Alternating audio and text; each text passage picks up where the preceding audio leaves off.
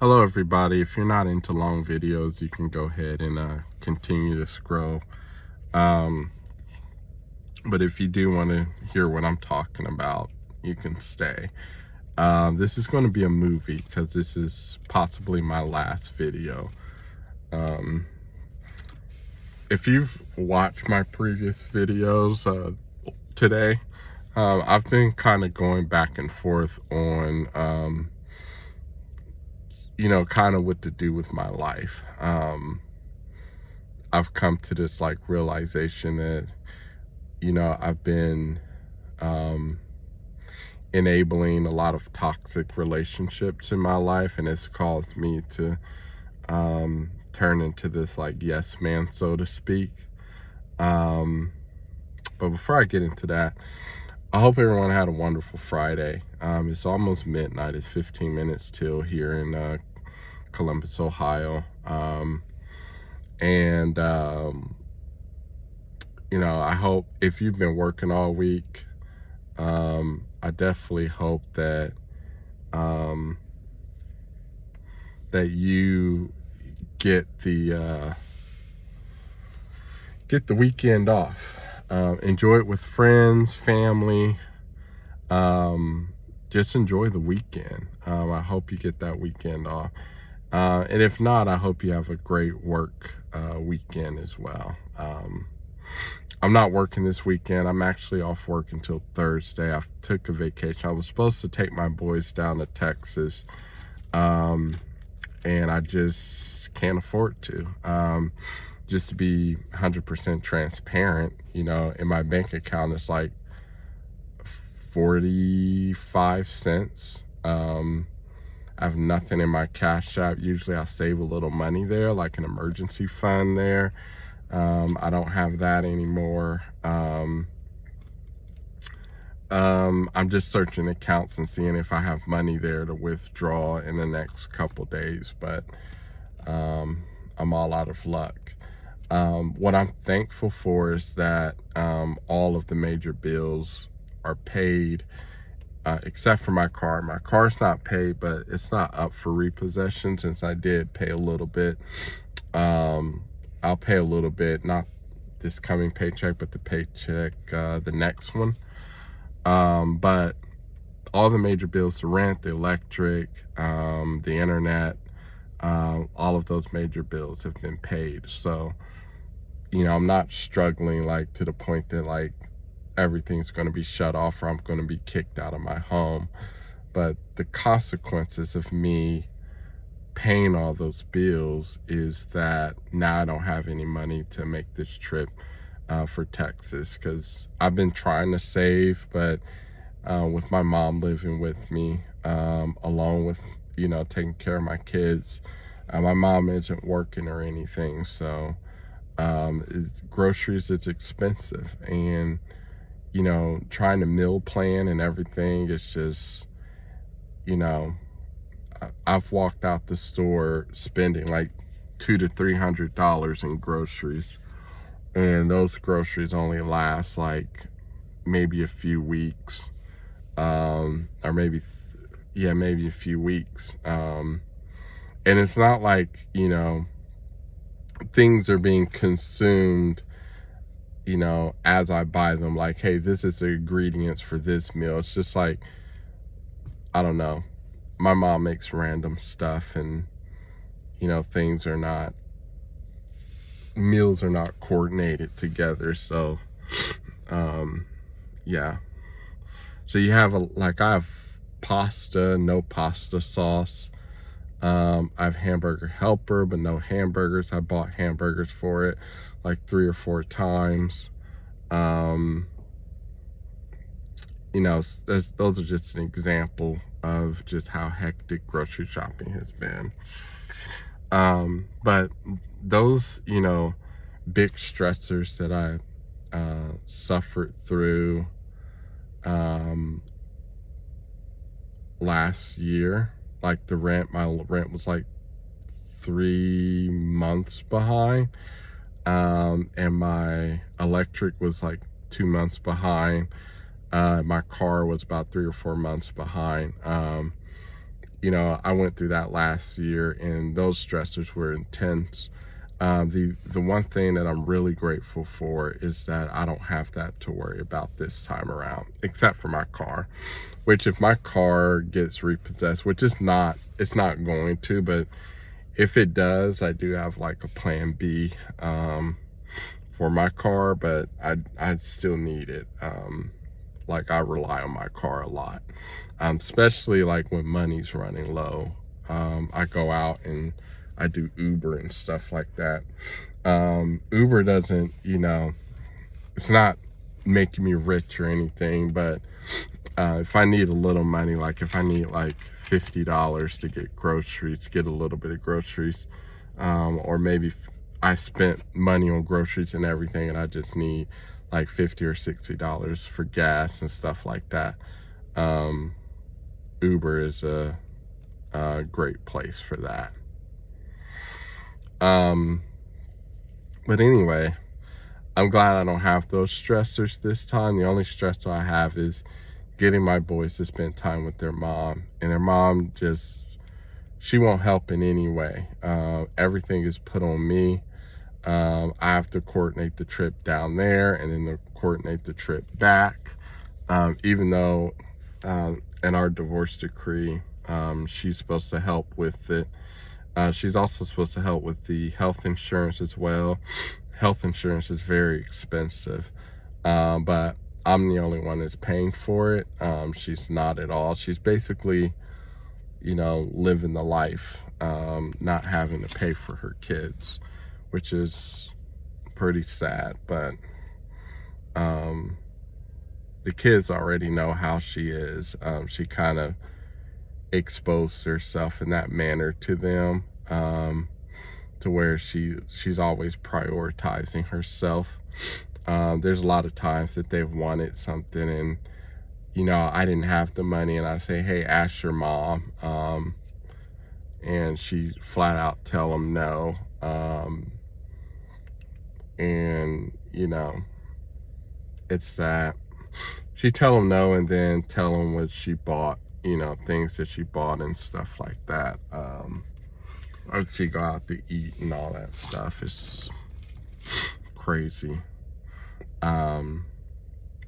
But given that I don't have that heavy financial stress, I still feel the weight, like the weight of just pleasing everybody, getting the kids down to Texas. It probably take like $600 to do it, because I'm driving there and back, and it's just $600 that I don't have. And my mom's storage bill, that was due May 20th. I didn't get to pay it because I was paying everything else. And that's, they keep calling me about that one. I don't know how much time I have before, I'm not able to pay on it anymore. But I plan to pay it next week if I'm alive. If I'm not alive, if I don't live past tonight, I'm gonna have to set up some sort of payment to pay for storage. So maybe I'll do an e-check and just date it for when I get paid next week. So once the money hits my pay check, it pays for the storage. Hopefully I live. I have to break the news to the boys that, maybe we're not going to Texas this summer, because even if, like, I don't have a lot of time to take off at work. I've been in crisis a lot of times last year. This year I've been in crisis, and it's just been, it's just been one hell of a trip. I don't think I have that much time to take off again, to take them to Texas. I surely wish that, I had some help, at least their mom can meet me halfway. Um, and I thought about, like, tonight I thought about taking out a loan. Um, take out a loan and maybe pay that loan off maybe next month. And I may still do that. I don't know.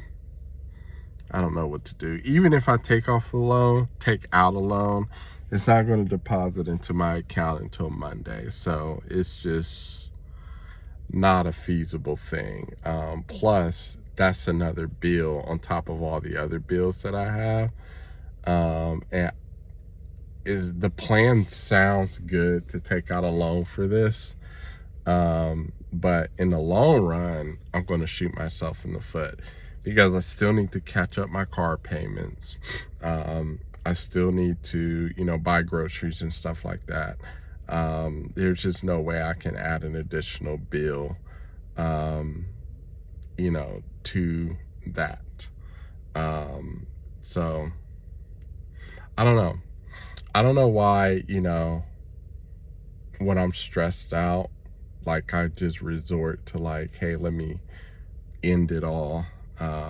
It's like I feel like I'm trapped in a cage and I just can't get out of it. I just can't run. And this has been happening for a long time, since like 2009. And I've been on different medications. I don't even know how I survived this long. But I do have like a note that I wrote. I wrote this note last year. And as you can see, it's almost a 2-pager.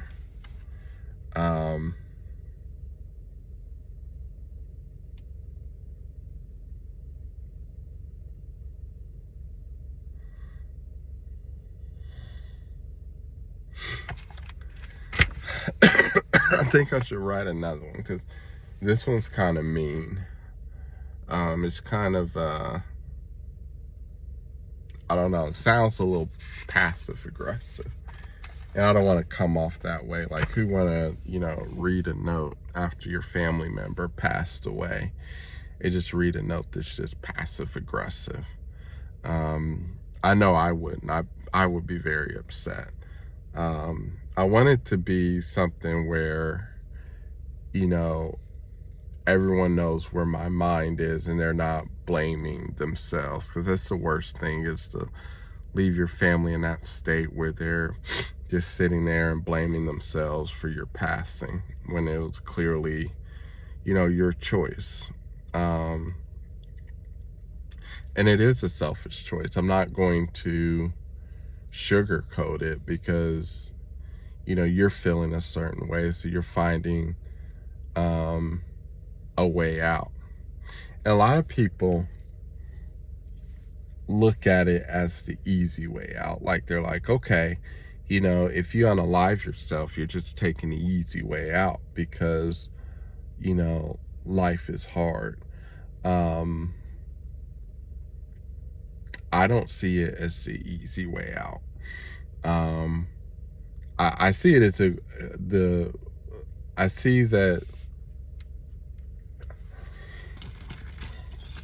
see it's equivalent to your situation. It's just which one is going to kind of be better to face. Are you better to face the world out there, or are you going to face the world of the unknown? Every time I plan and I think of unaliving myself,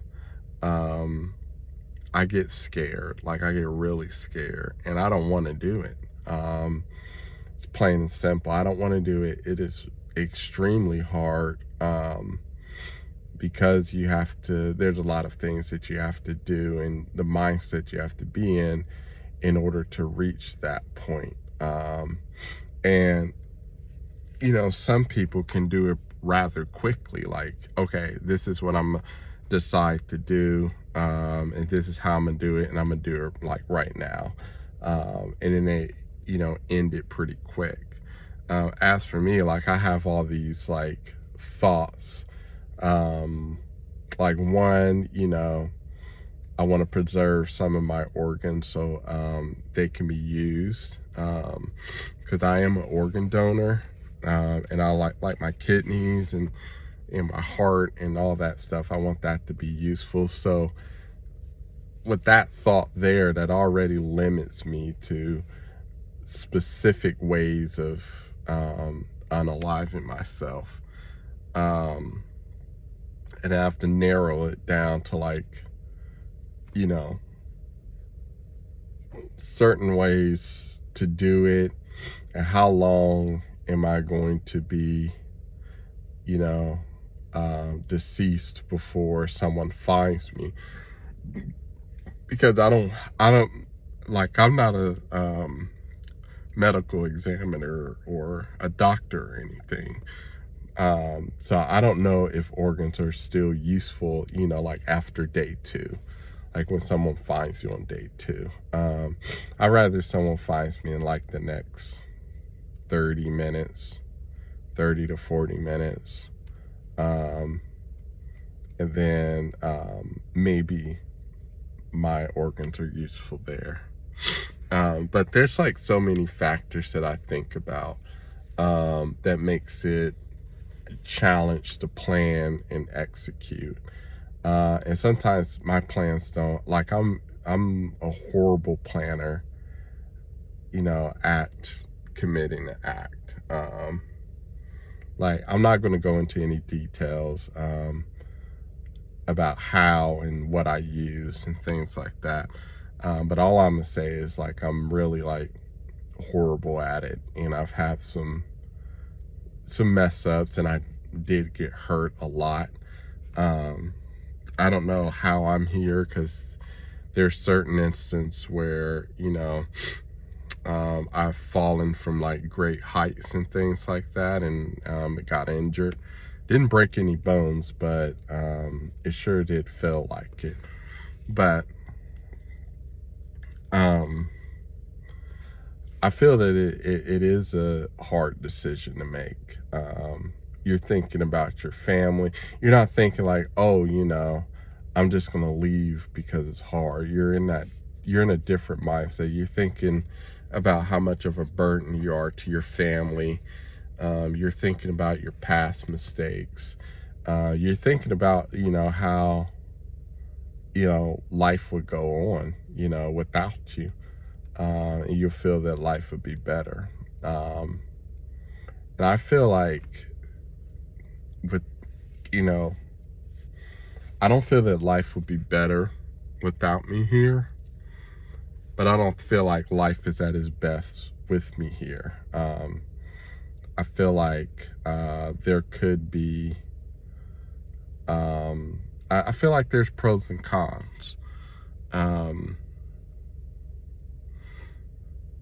I think with me being here, I'm enabling a lot of things, and it's hurting me, and it's taken away from me, being the father that I want to be,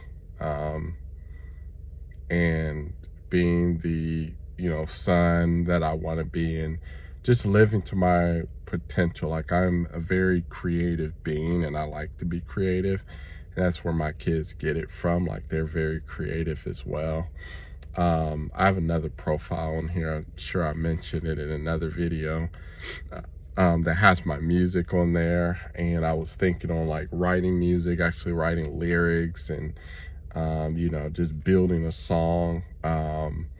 And I'm just at this standstill where I can't do it because I'm stretched so thin. I'm doing everything that everyone else wants me to do, and instead of following my passion, my dream, and just being the best person that I can be. Like I'm supposed to start school or finish school on the 1st, I haven't done that. It's just hard to like even do school because um like I can like there was a time before my last term ended that I had like these really tough tests to do. And me, even if I'm at like a state of procrastination, when it comes to exams, like I really like snap out of it and start studying. And sometimes I binge study and sometimes I don't. I like lay it out in like 4 or 5 days before the exam. But I can't take the exam in my house because my mom is there. She's living with me. She's sleeping in the living room. I can't take my exam at the kitchen table. Can't take it in my bedroom because my bedroom is very small. It has a queen size bed, a desk, a very small dresser, like those dressers that you see, those fabric dressers you see on the TikTok shop all the time. It has a very small dresser, and it's just there's just nowhere for me to take the exam unless maybe I'll book a like a hotel space at the library or something like that. But the library's Wi-Fi is so unpredictable. Um, it's not to say it's bad. It's not bad. But when you're on camera and you're taking an exam, like your nerves will just get to you because you're like, I'm on Wi-Fi and what if the connection slows down or what if it stops? Like when I take my exam, I make sure I'm like plugged right in to my internet. But that's that's one thing that I can do, is maybe rent a hotel space at the library, but that's a lot. um, that is a lot when I rather do it at my kitchen table. That's what I rather do because in my home I feel comfortable, I'm relaxed. um, and I'm when I take the exam, like I don't have that anxiety because I'm in my sanctuary. It's like taking one of those tests that they give you when you apply for a job, like those questionnaires. It's kind of like that. That's how I feel when I take an exam in my house. Like I'm just filling out a questionnaire. I don't think about failing it. I just think about, just using my knowledge to answer the best of my abilities. But I wasn't able to do that last term and I was stressing. And I bought a laptop later in the term, but before then I didn't have a laptop. I had a MacBook Air, which is extremely slow. And I just could not imagine taking an exam on that. But I just feel like, I'm just not living to my fullest potential. Um, and that's because I allow people to just walk all over me, do whatever they want, say whatever they want. Um, you know, I just have no backbone. Um, and it's sad. It really is. I don't want to be this way. And this is learned behavior. This is not something that, you know, that I just developed over the past like 5 years. This has been going on since I was a kid. Um, and, just continued into adulthood, and it was never like properly addressed. Um, but I remember, my mom telling my son, like, don't let anybody manipulate you um, into like, doing things that they want you to do. I'm like, Mom, aren't you doing the same thing to me? That's why you're here. You've been here since February. You're doing the exact same thing to me. Not getting a job, not, um, basically just comfortable. That's what she is. She's comfortable. and I cost it. I can't complain. I can't sit here and complain. I cost all of this. I just have no backbone. And it's real, like, I am a, budget conscious person. Like, I like to have money left over. Um, it's not that, I'm trying to like save for a house or things like that. It's that, I like to, if I have a taste for something, I don't want to cook dinner. I want to be able to go out and get it. If, you know, um, I want to go to, in a, excuse me. If I want to go to like a place where, I can have fun, I like to go there, be able to go there. I don't like living on pins and needles and walking on the edge. And me being this yes man has led me through this like really, really, really dark path of just not even caring about myself. I'm just doing what other people tell me to do. Last year, I was in a relationship, and I was very vulnerable in this relationship. Um, and, I told this person everything, and they threw it right back at my face, when we get into arguments and stuff. But I was the same person with them that I am with my family. I was a yes man. I did anything to like please them. They asked for like $50 cash out, I give it to them. They ask to go out and eat. When I don't feel like it, I go. And I know we see a lot of that on social media, where, boyfriends are taking their girlfriends out to eat, and, and it's expected for the boyfriend to pay, for the meal. Even when the suggestion comes from the girlfriend, it's expected the boyfriend pay for a meal. But it is a lot of pressure, especially when you just, don't want to go out. There's times where I just didn't want to go out to eat. There's times I didn't want to go out to a specific place. Like I'd rather go to like a small mom and pop Chinese restaurant versus getting, paying like almost $200, getting a seafood boil, things like that. It's not that I'm cheap. It's just, I just don't like to spend money like that. But anyway, those bad habits that I've built with my family, I've brought it into relationships, and it's eaten me alive, like literally eaten me alive. Like I can't stress just how bad it is. It's like, I know it could be worse, and it always could be worse. But fighting with myself it's been very exhausting. Very exhausting. And I hate it. I hate it because I don't change.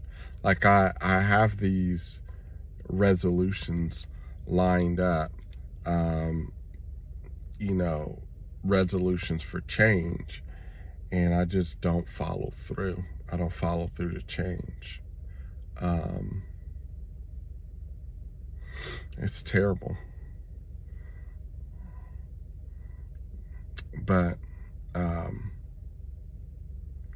it's my last video. I don't know what's going to happen to me tonight.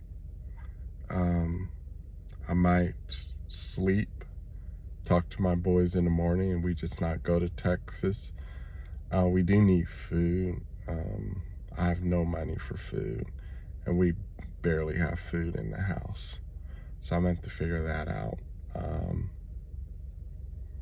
But, I either talk to them about Texas in the morning, or I unalive myself.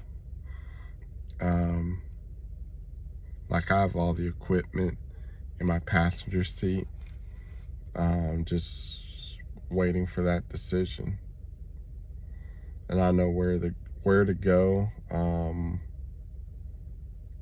what to do.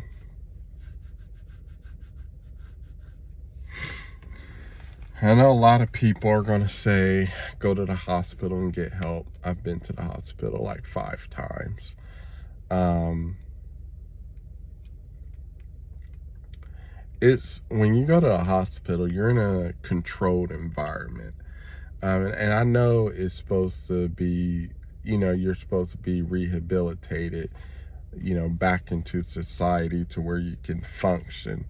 But, all of the skills, the coping skills and everything that I've learned in the hospital, um, they felt really good as I was learning them. You know, um, I've been through, been to the classes, been to group therapy and things like that. Um, got reset on my medications. Um, and then when I get out, it's like I feel good for like a couple months. And then those skills that I've learned gets harder and harder to practice. It's almost like, your first time riding a bike and just you just got the training wheels off and now you got to go uphill. So you're already, funky with the balance. So now you got to balance the bike and go uphill. If you've ever rode a bike and gone uphill, you know the struggle. Like it's full concentration, so you can stay on the bike and not fall over. But it's kind of like that when you're practicing these skills outside of the hospital. It's like, you know, going up that hill, and it just doesn't get easier the more you pedal. Like you feel it in your legs, and your body gets exhausted. And that's how I feel. And quitting becomes an attractive thought. It shouldn't be. Once I get that thought of quitting, I should not quit. I should keep going. But you get that thought of quitting, and it gets, quitting gets more tempting and tempting, and then finally you're like, you know what, I'm just going to go back downhill and see if I can find another way around. And you find out you've just been going in circles trying to find another way around. And that's how I feel. Like I get out the hospital, it's all good.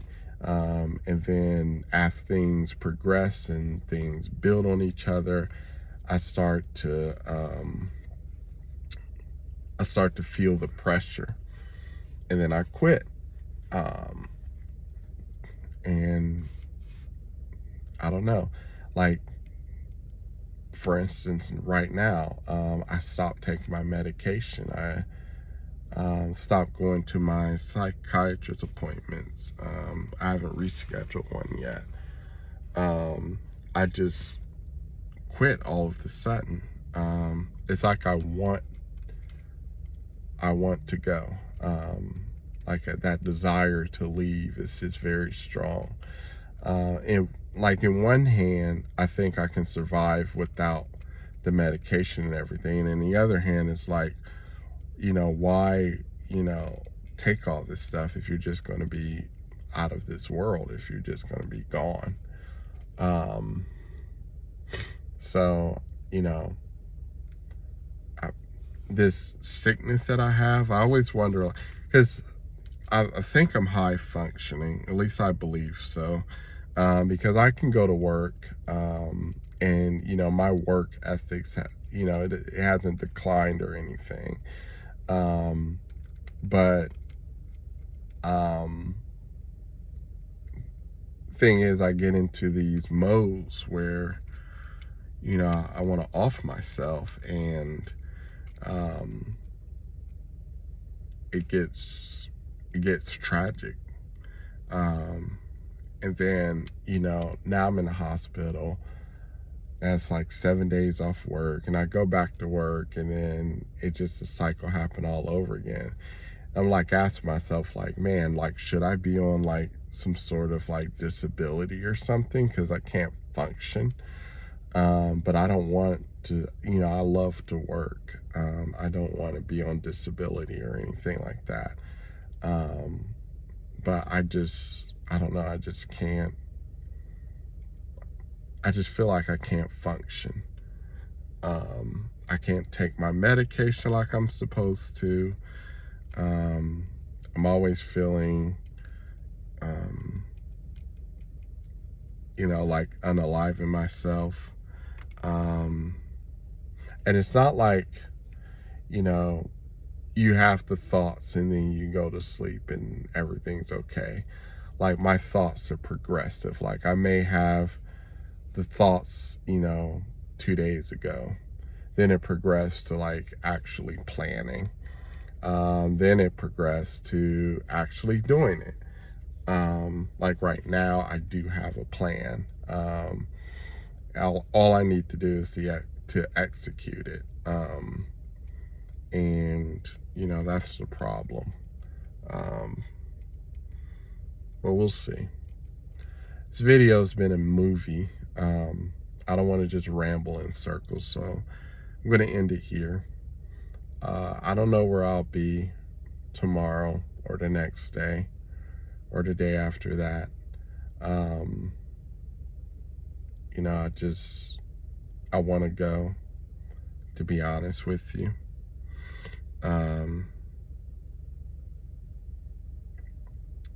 But I'm going to see what my options are. But if you have any friends, family who are dealing with depression, dealing with anxiety, dealing with, you know, mental health issues, you know, check on them. Even if they're laughing, they're joking, they're, you know, going to work on time, you know, they seem fine, you know, check on them a little bit. Just make sure, you know, they're okay. And also, you know, never cease to talk to those people who are going through that, because that's the thing. The only person who probably like really checked on me was my boss. I think he's probably really concerned right now because I haven't texted him back. But the people I call friends, they haven't checked on me. My mom hasn't checked on me. I've been in the bed and I've been off. She hasn't checked on me either. My kids have. They've been in my room and I've been up playing with them and stuff. Which that should chase away those thoughts, right? But it doesn't. I just need something a little more stronger than what I'm doing. But if I'm here tomorrow, I'll post a video, or just be active on TikTok. If I'm not here tomorrow, it'll probably be on, I don't think it'll make the news. I think I'll just be an obituary somewhere in the Columbus Dispatch. But we'll see how it goes. Fingers crossed that I make it through, or I pull through. But if you made it through the end of this video, thank you so much.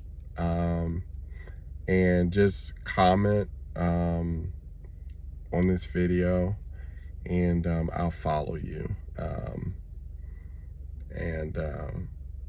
Yeah.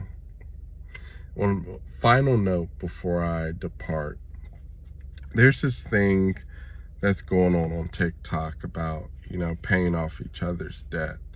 And I've been going through these trends as well. 10,000 followers is a lot to get all at once. And I know I would like 10,000 followers. I think I'm like 2K on this profile, like 4 on my other one. Excuse me. But if you need followers, or you need me to like repost your video or interact with your video, just comment on this video, and I'll do it if I'm still here. If I'm not here, I don't know. We'll figure that out when we get to that road. But just comment on this video, and comment teamwork as well. And maybe other people will like and follow you as well and watch the video. So hopefully we can do this like following trend, get everybody to 10K, and hopefully we can all immediately start making money before TikTok changes the rules. So we'll see. Anyway, I love y'all. Thank you for your support. And I hope you have a wonderful night. Goodbye.